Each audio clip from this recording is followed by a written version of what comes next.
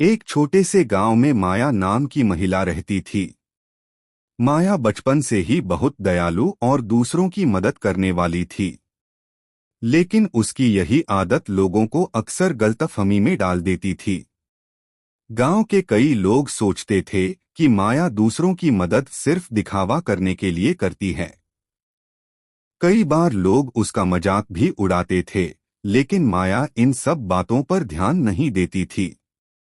एक दिन गांव में अचानक तेज बारिश शुरू हुई, जो कई दिनों तक रुकी नहीं।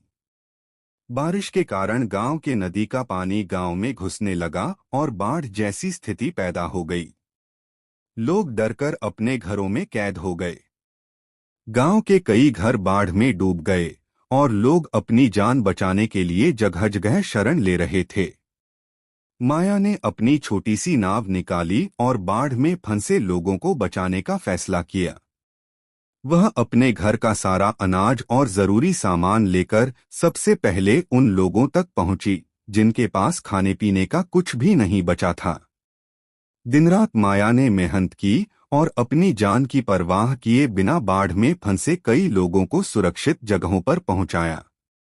जब बाढ़ खत्म हुई तो गांव के लोग माया के इस साहस और दयालुता को देखकर शर्मिंदा हो गए।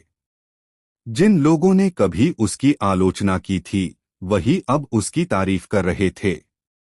माया ने उन्हें समझाया कि दूसरों की मदद करने के लिए तारीफ की जरूरत नहीं होती।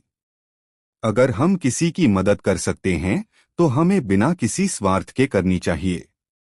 यह कहानी हमें सिखाती है कि सच्ची अच्छाई दिखावे की मोहताज नहीं होती।